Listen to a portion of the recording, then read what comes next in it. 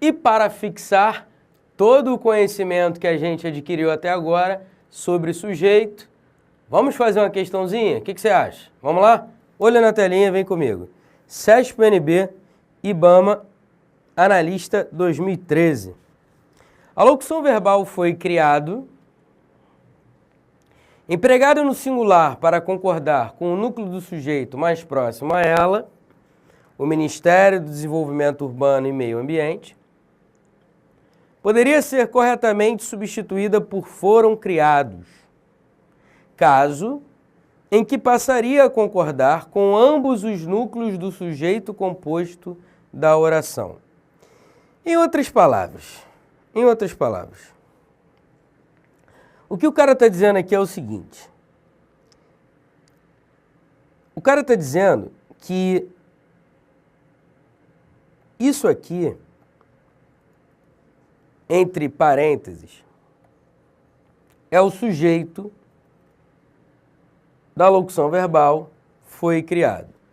Logo, o Ministério do Desenvolvimento Urbano e Meio Ambiente foi criado. Só que, observe que a questão diz assim: a locução verbal foi criado, empregada no singular, para concordar com o núcleo do sujeito mais próximo a ela. Com isso, nós entendemos, apesar de não ter um texto aqui, nós entendemos que o Ministério do Desenvolvimento Urbano e Meio Ambiente veio depois de foi criado. Então, foi criado o Ministério do Desenvolvimento Urbano e Meio Ambiente. Aí ele diz assim, poderia ser corretamente substituída a locução verbal, né? Foi criado, por foram criados, caso em que passaria a concordar com ambos os núcleos do sujeito composto da oração. Então, o cara está dizendo que isso aqui é um sujeito composto e que, por isso, como ele vem depois da locução verbal, poderia ser foram criados. É aquele caso de sujeito composto. Lembra dele? Quando eu digo assim, ó, chegou João e Maria. João e Maria é o sujeito do verbo chegar. Mas como esse sujeito composto vem depois do verbo, o verbo pode concordar com um termo mais próximo. Por outro lado, eu também poderia dizer assim, ó, chegaram João e Maria, caso em que passaria a concordar com ambos os núcleos do sujeito composto. Ou seja, chegaram iria concordar com geral, João e Maria. Então, quando o sujeito composto vem depois do verbo, o verbo pode concordar com o termo mais próximo, ficando no singular, ou concordar com ambos os termos, ficando no plural. O que o cara propõe aqui é que isso aqui que está entre parênteses é o sujeito composto e que por isso eu posso dizer foi criado o Ministério do Desenvolvimento Urbano e Meio Ambiente ou foram criados o Ministério do Desenvolvimento Urbano e Meio Ambiente. Só que tem um detalhe aqui muito lindo e eu vou mostrar para você num novo slide. Vamos lá. Foi criado o Ministério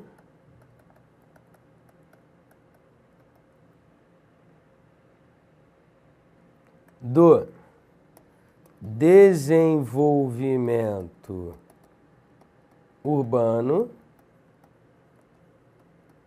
e Meio Ambiente. Quando o cara diz que foi criado, pode virar foram criados, ele está dizendo que isso aqui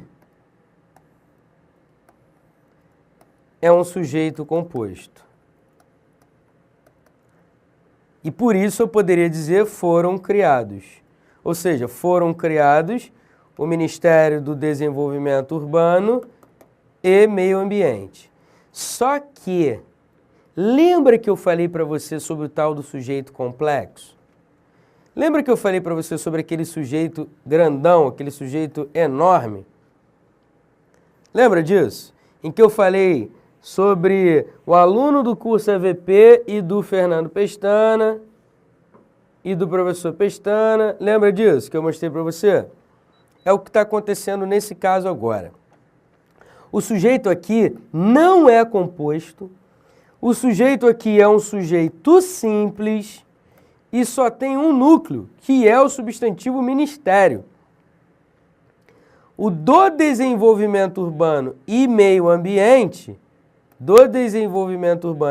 ambiente, são adjuntos adnominais do substantivo, do núcleo do sujeito, ministério. Portanto, o ministério foi criado. Foi criado o ministério. Se o sujeito é simples, eu não posso dizer foram criados. O cara tentou te enrolar dizendo que o Ministério do Desenvolvimento Urbano e Meio Ambiente era um sujeito composto e ele tentou te enganar dizendo que isso era um sujeito composto ou te levando a crer que é um sujeito composto por causa da conjunção e. O sujeito composto normalmente apresenta dois núcleos ligados pela conjunção e, só que esse e não está ligando dois núcleos, porque só existe um Ministério do Desenvolvimento Urbano e Meio Ambiente. Não existe um Ministério do Desenvolvimento Urbano e um Ministério do Meio Ambiente. Não. O ministério que existe é Ministério do Desenvolvimento Urbano e Meio Ambiente. Beleza? Então, do desenvolvimento urbano e do meio ambiente, a preposição aqui no caso está implícita, né? São adjuntos adnominais que se referem ao núcleo do sujeito ministério. Portanto, o sujeito é simples, porque tem um núcleo só, e a locução verbal vai ficar no singular, não pode ficar no plural. O cara tentou te enrolar, dizendo que era um sujeito composto, mas não é um sujeito composto. Questão mega maldosa do SESP-NB, só que aqui o gabarito, meu nobre, errado. A afirmação não procede. Beleza? Questão maneira, hein? Perigosa. A gente tem que estar preparado para tudo. Então, vamos que vamos. Vou falar um pouquinho agora de predicado, porque já falamos bastante sobre o sujeito. O que é o predicado? O predicado é o que não é o sujeito na frase e o que não é o vocativo na frase. O resto é o predicado. Então, observe, a língua portuguesa sofreu uma reforma recentemente. Tudo isso que está em negrito é o predicado. Por quê? Porque o predicado é tudo aquilo que não é o sujeito. O predicado é uma declaração sobre o sujeito. A língua portuguesa é sujeito e tudo o mais é o que a gente chama de predicado. Eu sublinhei o verbo sofreu, a forma verbal sofreu, porque o núcleo do predicado normalmente é um verbo. E mais do que isso, todo predicado tem um verbo, explícito ou implícito, mas tem um verbo. E por isso eu sublinhei o verbo, para indicar que todo predicado apresenta um verbo. Portanto, para fechar, o que é o predicado? Predicado é tudo aquilo que não é o sujeito dentro de uma oração. O predicado é uma declaração sobre o sujeito. Por isso, sofreu uma reforma recente, é o predicado. Maravilha. Agora, antes mesmo da gente partir para os tipos de predicado, a gente precisa entender um conceito chamado predicação verbal, também chamado de transitividade verbal. O que seria a predicação verbal ou transitividade verbal? A predicação verbal ou a transitividade verbal trata das características que determinados verbos têm e a relação entre esses verbos e determinados termos dentro da oração. Vamos entender isso devagarzinho a partir de agora. Vamos lá, quando a gente fala em predicação verbal, a gente fala em verbo. E cada verbo tem uma característica, ou cada grupo de verbos tem uma característica. Existem, por exemplo, os verbos de ligação. Eu coloquei aqui VL para simplificar. O que é um verbo de ligação? Um verbo de ligação é um verbo que indica estado, e um verbo de ligação, pelo que o próprio nome sugere, é um verbo que liga o sujeito ao predicativo do sujeito. Como assim, Pestana? Vamos lá. Vou colocar um exemplo aqui para você perceber. Maria é boa. Maria está boa. Maria ficou boa.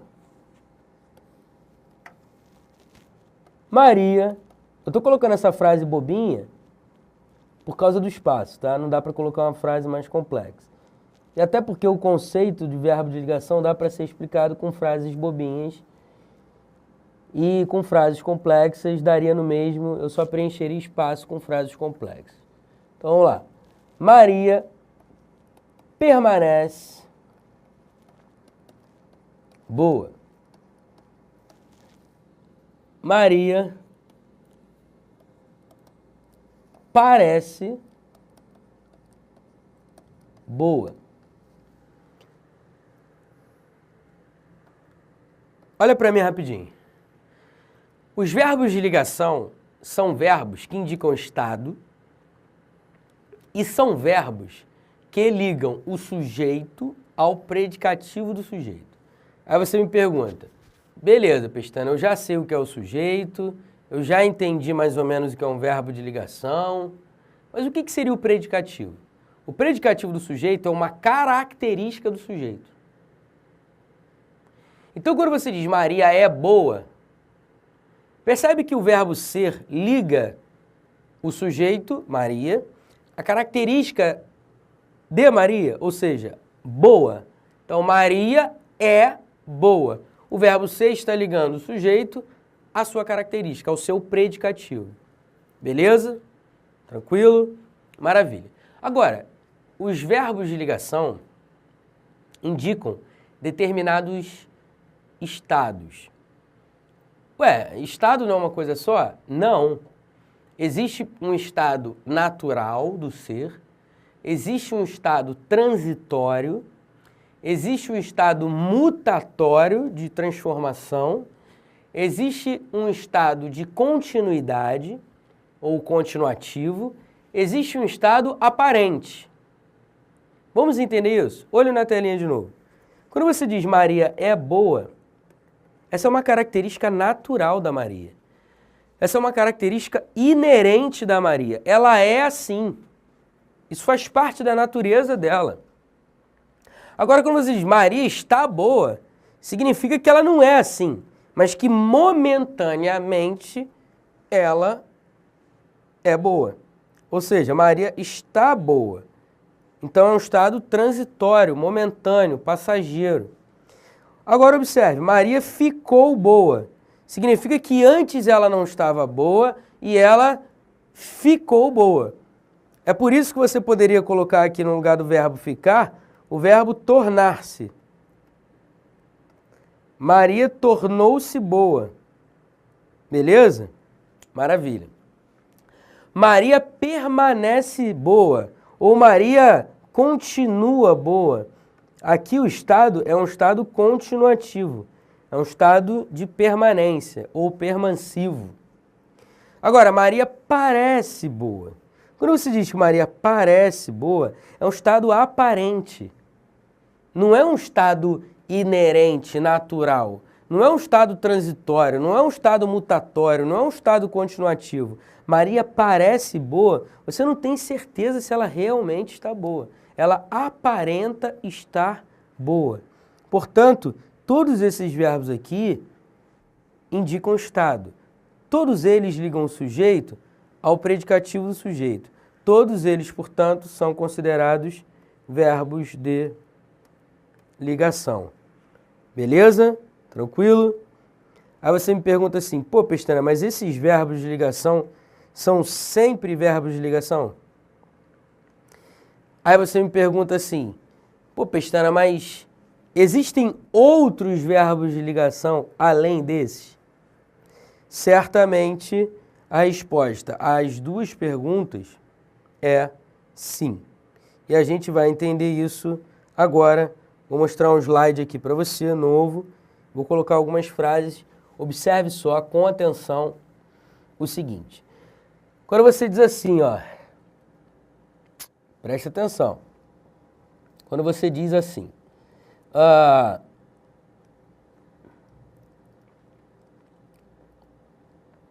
João está em casa.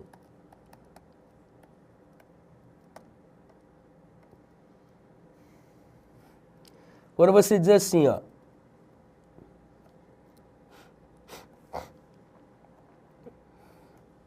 Deus simplesmente é.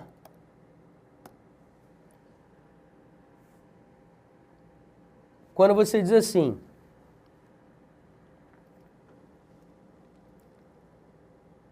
ela virou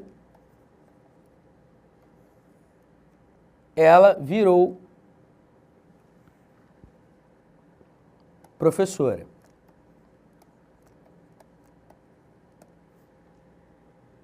Eles deram bons médicos.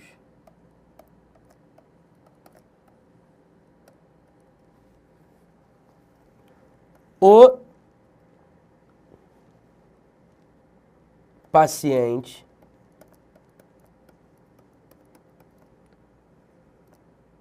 caiu em profunda meditação. Gosto muito desse exemplo aqui. Vamos entender algumas coisas bacanas. Vamos lá. João está em casa. Quando você diz João está em casa, note que o verbo estar não indica um estado do João, indica o lugar onde ele se encontra.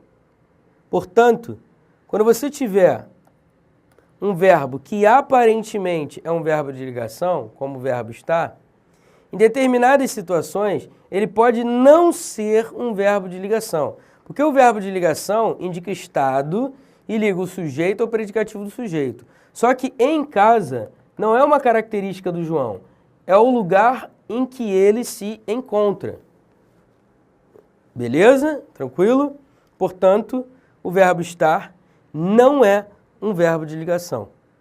Beleza? Ele é o que, Pestana, nesse caso? Ele é um verbo intransitivo. Por que ele é um verbo intransitivo? Porque ele não exige um complemento e normalmente, eu falei normalmente, vem acompanhado de um adjunto adverbial de lugar. Eu falei normalmente. Agora, observe a segunda frase. Deus simplesmente é. O que essa frase significa? Deus simplesmente é. Quando você diz Deus simplesmente é, isso significa que Deus simplesmente existe. O verbo ser pode ter sentido de existir quando ele tem um sentido absoluto, quando ele indica uma verdade absoluta. Então, quando ele tiver sentido de existir, ele também é um verbo intransitivo. Note que ele não poderia ser um verbo de ligação, porque ele não está ligando o sujeito ao predicativo do sujeito. Na verdade, nem tem predicativo aí, né? Beleza? Maravilha. Agora, observe a próxima frase. Ela virou professora. Quando você diz ela virou professora, significa que ela se tornou professora.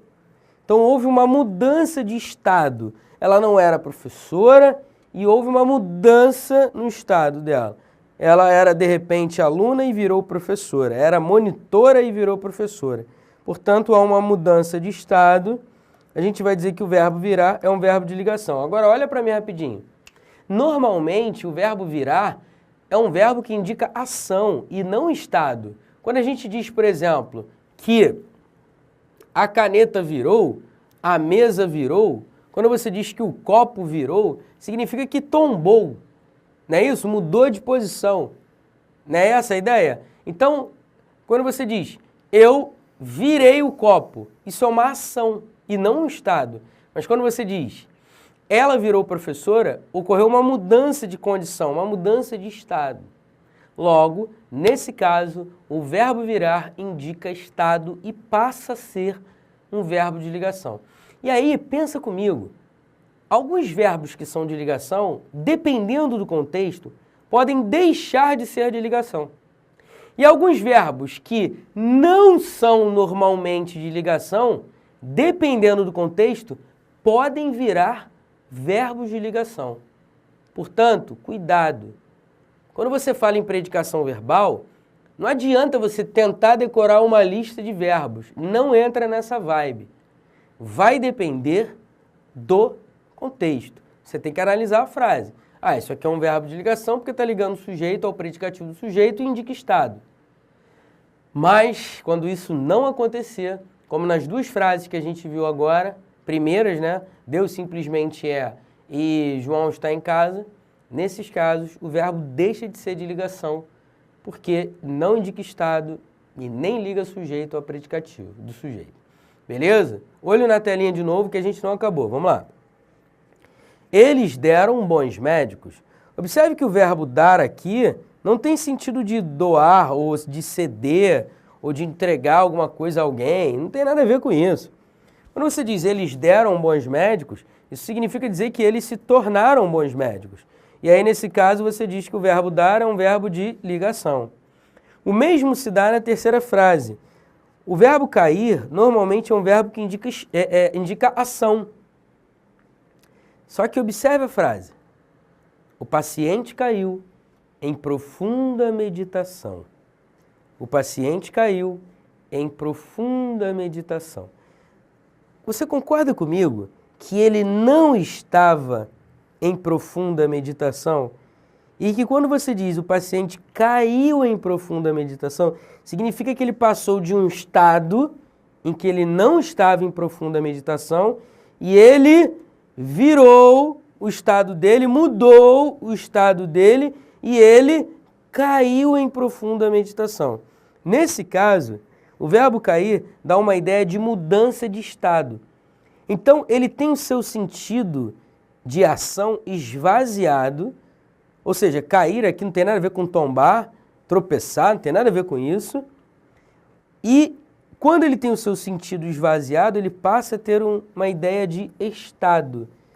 E é um estado aqui mutatório, porque indica uma transformação. Então, é um estado mutatório ou transformacional, beleza? Qualquer coisa assim. Estado mutatório ou transformacional.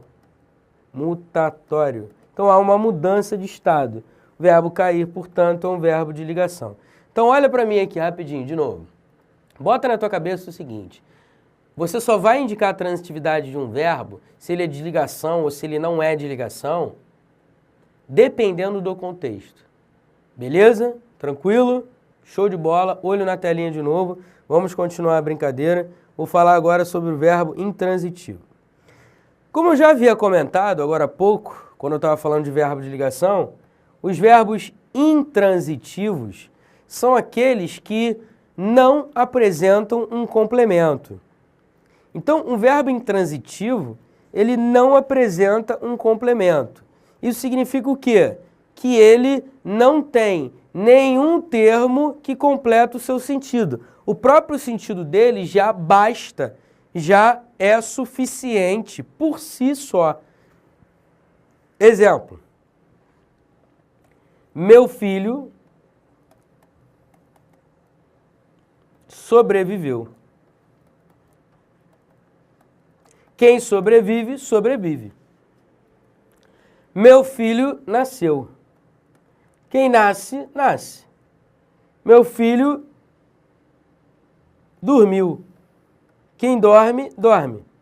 Meu filho acordou. Quem acorda, acorda. E por aí vai. Observe que todos esses verbos, sobreviver, nascer, dormir e acordar, são verbos intransitivos, porque eles não apresentam um complemento. O sentido deles, por si só, é suficiente, de modo que eles não precisam ter um complemento para completar o sentido deles. Quando você diz, meu filho sobreviveu, meu filho nasceu, meu filho dormiu, meu filho acordou, o sentido desses verbos é pleno. E aí você diz que esses verbos são intransitivos, porque eles não apresentam um complemento. Beleza? Tranquilo? Olha de novo para mim, se liga só.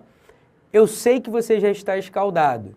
Escaldado, assim, Pô, Pestana, você vai falar que esses mesmos verbos, dependendo do contexto, podem deixar de ser intransitivos.